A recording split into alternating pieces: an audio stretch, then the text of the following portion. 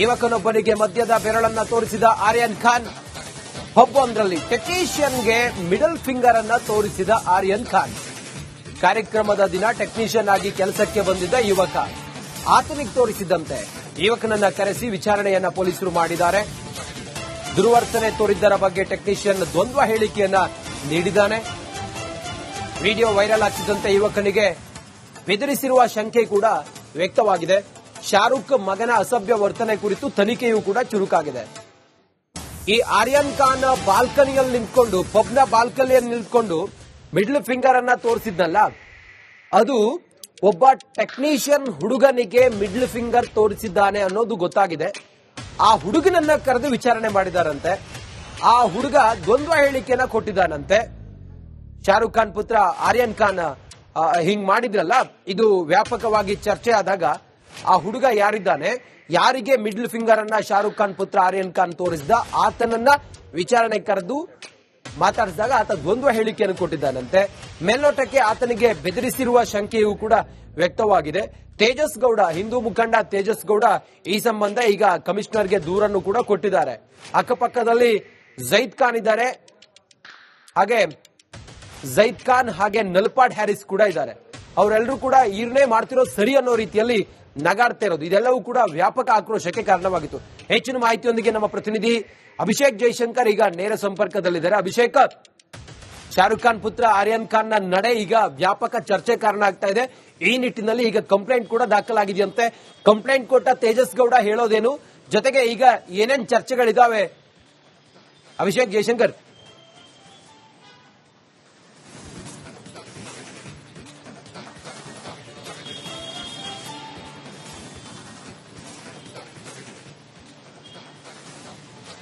ಈಗಾಗಲೇ ಏನು ಈ ಬಗ್ಗೆ ಸಾಕಷ್ಟು ಒಂದು ಆರೋಪಗಳು ಅಂದ್ರೆ ಕಮೆಂಟ್ಗಳು ಬರ್ತಾ ಇರುವಂತಹ ಒಂದು ಕಾರಣದಿಂದಾಗಿ ತೇಜಸ್ ಗೌಡ ಅವರು ಒಂದು ದೂರನ್ನ ದಾಖಲು ಮಾಡಿದ್ದಾರೆ.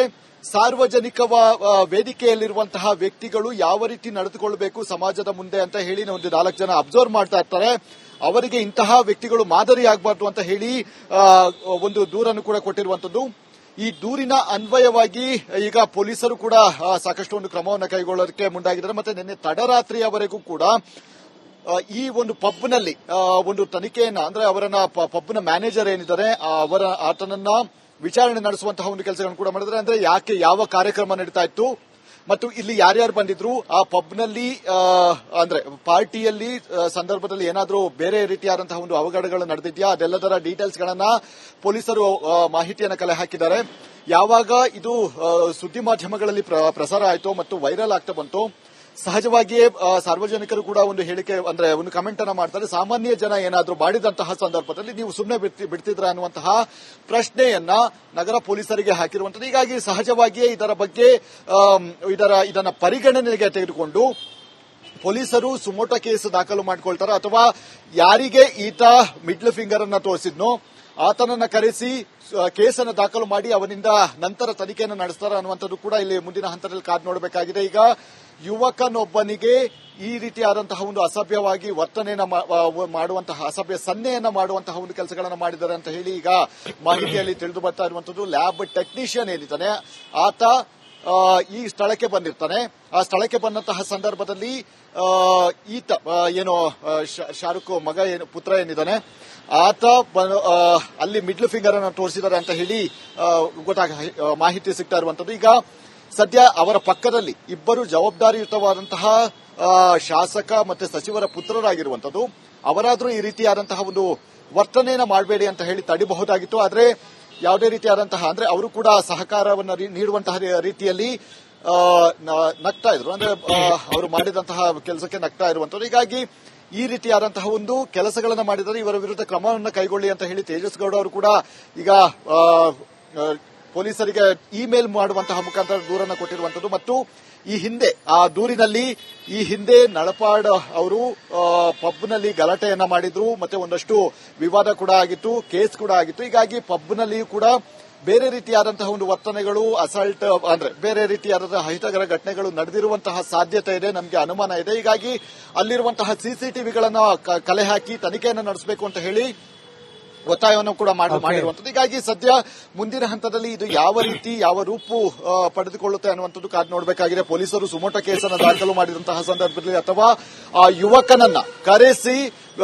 ಅವನಿಂದ ದೂರವನ್ನು ಪಡೆದು ನಂತರ ನೋಟಿಸ್ ನೀಡುವಂತಹ ಸಾಧ್ಯತೆಗಳು ಕೂಡ ತಳ್ಳಿ ಹಾಕುವಂತಿಲ್ಲ. ಹೀಗಾಗಿ ಸದ್ಯ ಪಬ್ನಲ್ಲಿ ತಡರಾತ್ರಿಯವರೆಗೂ ಕೂಡ ಪಬ್ ಮ್ಯಾನೇಜರ್ನ ವಿಚಾರಣೆ ನಡೆಸಲಾಗಿದೆ. ಅಂದಿನ ದಿನ 29ನೇ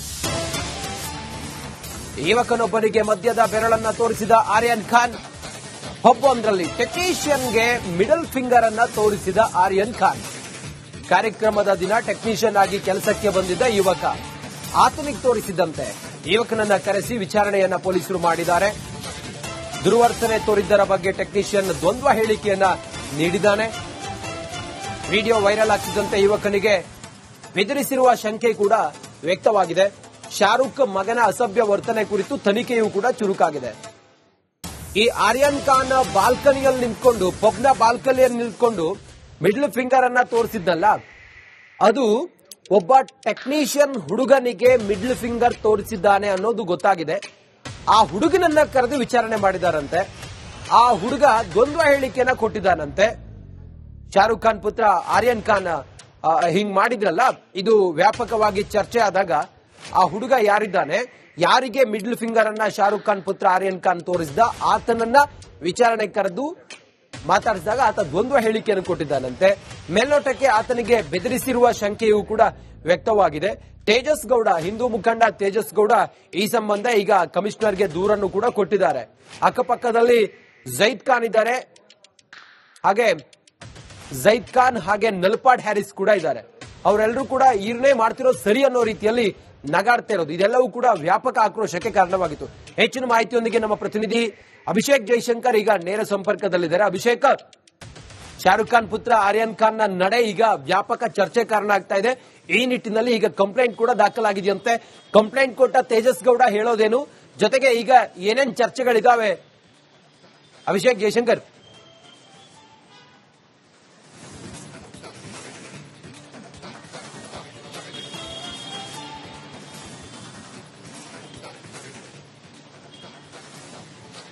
ಈಗಾಗಲೇ ಏನು ಈ ಬಗ್ಗೆ ಸಾಕಷ್ಟು ಒಂದು ಆರೋಪಗಳು ಅಂದ್ರೆ ಕಮೆಂಟ್ಗಳು ಬರ್ತಾ ಇರುವಂತಹ ಒಂದು ಕಾರಣದಿಂದಾಗಿ ತೇಜಸ್ ಗೌಡ ಅವರು ಒಂದು ದೂರನ್ನ ದಾಖಲು ಮಾಡಿದ್ದಾರೆ. ಸಾರ್ವಜನಿಕ ವೇದಿಕೆಯಲ್ಲಿರುವಂತಹ ವ್ಯಕ್ತಿಗಳು ಯಾವ ರೀತಿ ನಡೆದುಕೊಳ್ಳಬೇಕು ಸಮಾಜದ ಮುಂದೆ ಅಂತ ಹೇಳಿ ಒಂದು 4 ಜನ ಅಬ್ಸರ್ವ್ ಮಾಡ್ತಾ ಇರ್ತಾರೆ. ಅವರಿಗೆ ಇಂತಹ ವ್ಯಕ್ತಿಗಳು ಮಾದರಿ ಆಗಬಾರ್ದು ಅಂತ ಹೇಳಿ ಒಂದು ದೂರನ್ನು ಕೂಡ ಕೊಟ್ಟಿರುವಂತದ್ದು. ಈ ದೂರಿನ ಅನ್ವಯವಾಗಿ ಈಗ ಪೊಲೀಸರು ಕೂಡ ಸಾಕಷ್ಟು ಒಂದು ಕ್ರಮವನ್ನು ಕೈಗೊಳ್ಳೋದಕ್ಕೆ ಮುಂದಾಗಿದ್ದಾರೆ. ಮತ್ತೆ ನಿನ್ನೆ ತಡರಾತ್ರಿಯವರೆಗೂ ಕೂಡ ಈ ಒಂದು ಪಬ್ನಲ್ಲಿ ಒಂದು ತನಿಖೆಯನ್ನ ಅಂದ್ರೆ ಅವರನ್ನ ಪಬ್ನ ಮ್ಯಾನೇಜರ್ ಏನಿದ್ದಾರೆ ಆತನನ್ನ ವಿಚಾರಣೆ ನಡೆಸುವಂತಹ ಒಂದು ಕೆಲಸಗಳನ್ನು ಕೂಡ ಮಾಡಿದ್ರೆ. ಅಂದ್ರೆ ಯಾಕೆ ಯಾವ ಕಾರ್ಯಕ್ರಮ ನಡೀತಾ ಇತ್ತು ಮತ್ತು ಇಲ್ಲಿ ಯಾರ್ಯಾರು ಬಂದಿದ್ರು, ಆ ಪಬ್ನಲ್ಲಿ ಅಂದ್ರೆ ಪಾರ್ಟಿಯಲ್ಲಿ ಸಂದರ್ಭದಲ್ಲಿ ಏನಾದರೂ ಬೇರೆ ರೀತಿಯಾದಂತಹ ಒಂದು ಅವಘಡಗಳು ನಡೆದಿದ್ಯಾ, ಅದೆಲ್ಲದರ ಡೀಟೇಲ್ಸ್ ಗಳನ್ನ ಪೊಲೀಸರು ಮಾಹಿತಿಯನ್ನು ಕಲೆ ಹಾಕಿದ್ದಾರೆ. ಯಾವಾಗ ಇದು ಸುದ್ದಿ ಮಾಧ್ಯಮಗಳಲ್ಲಿ ಪ್ರಸಾರ ಆಯಿತು ಮತ್ತು ವೈರಲ್ ಆಗ್ತಾ ಬಂತು, ಸಹಜವಾಗಿಯೇ ಸಾರ್ವಜನಿಕರು ಕೂಡ ಒಂದು ಹೇಳಿಕೆ ಅಂದ್ರೆ ಒಂದು ಕಮೆಂಟ್ ಅನ್ನ ಮಾಡ್ತಾರೆ. ಸಾಮಾನ್ಯ ಜನ ಏನಾದರೂ ಮಾಡಿದಂತಹ ಸಂದರ್ಭದಲ್ಲಿ ನೀವು ಸುಮ್ಮನೆ ಬಿಡ್ತಿದ್ರ ಅನ್ನುವಂತಹ ಪ್ರಶ್ನೆಯನ್ನ ನಗರ ಪೊಲೀಸರಿಗೆ ಹಾಕಿರುವಂತದ್ದು. ಹೀಗಾಗಿ ಸಹಜವಾಗಿಯೇ ಇದರ ಬಗ್ಗೆ ಇದನ್ನ ಪರಿಗಣನೆಗೆ ತೆಗೆದುಕೊಂಡು ಪೊಲೀಸರು ಸುಮೋಟೋ ಕೇಸ್ ದಾಖಲು ಮಾಡಿಕೊಳ್ತಾರೆ. ಅಥವಾ ಯಾರಿಗೆ ಈತ ಮಿಡ್ಲ್ ಫಿಂಗರ್ ಅನ್ನ ತೋರಿಸಿದ್ನೋ ಆತನನ್ನ ಕರೆಸಿ ಕೇಸನ್ನು ದಾಖಲು ಮಾಡಿ ಅವನಿಂದ ನಂತರ ತನಿಖೆಯನ್ನು ನಡೆಸ್ತಾರೆ ಅನ್ನುವಂಥದ್ದು ಕೂಡ ಇಲ್ಲಿ ಮುಂದಿನ ಹಂತದಲ್ಲಿ ಕಾದು ನೋಡಬೇಕಾಗಿದೆ. ಈಗ ಯುವಕನೊಬ್ಬನಿಗೆ ಈ ರೀತಿಯಾದಂತಹ ಒಂದು ಅಸಭ್ಯವಾಗಿ ವರ್ತನೆಯನ್ನ ಮಾಡುವಂತಹ ಅಸಭ್ಯ ಸನ್ನೆಯನ್ನ ಮಾಡುವಂತಹ ಒಂದು ಕೆಲಸಗಳನ್ನು ಮಾಡಿದ್ದಾರೆ ಅಂತ ಹೇಳಿ ಈಗ ಮಾಹಿತಿಯಲ್ಲಿ ತಿಳಿದು ಬರ್ತಾ ಇರುವಂತದ್ದು. ಲ್ಯಾಬ್ ಟೆಕ್ನಿಷಿಯನ್ ಏನಿದ್ದಾನೆ ಆತ ಈ ಸ್ಥಳಕ್ಕೆ ಬಂದಿರ್ತಾನೆ. ಆ ಸ್ಥಳಕ್ಕೆ ಬಂದಂತಹ ಸಂದರ್ಭದಲ್ಲಿ ಈತ ಏನೋ ಶಾರುಖ್ ಮಗ ಪುತ್ರ ಏನಿದ್ದಾನೆ ಆತ ಅಲ್ಲಿ ಮಿಡ್ಲ್ ಫಿಂಗರ್ ಅನ್ನು ತೋರಿಸಿದ್ದಾರೆ ಅಂತ ಹೇಳಿ ಮಾಹಿತಿ ಸಿಗ್ತಾ ಇರುವಂತದ್ದು. ಈಗ ಸದ್ಯ ಅವರ ಪಕ್ಕದಲ್ಲಿ ಇಬ್ಬರು ಜವಾಬ್ದಾರಿಯುತವಾದಂತಹ ಶಾಸಕ ಮತ್ತೆ ಸಚಿವರ ಪುತ್ರರಾಗಿರುವಂತದ್ದು.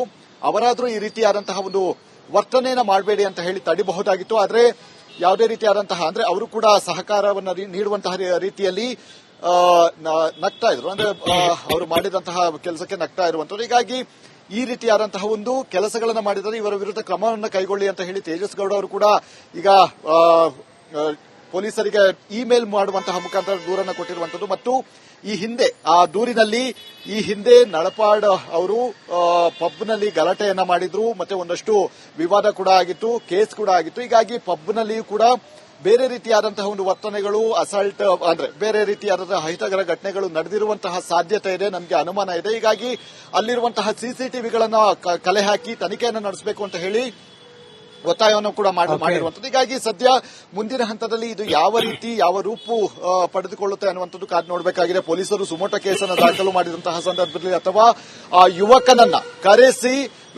ಅವನಿಂದ ದೂರವನ್ನ ಪಡೆದು ನಂತರ ನೋಟಿಸ್ ನೀಡುವಂತಹ ಸಾಧ್ಯತೆಗಳು ಕೂಡ ತಳ್ಳಿ ಹಾಕುವಂತಿಲ್ಲ. ಹೀಗಾಗಿ ಸದ್ಯ ಪಬ್ನಲ್ಲಿ ತಡರಾತ್ರಿಯವರೆಗೂ ಕೂಡ ಪಬ್ ಮ್ಯಾನೇಜರ್ನ ವಿಚಾರಣೆ ನಡೆಸಲಾಗಿದೆ. ಅಂದಿನ ದಿನ 29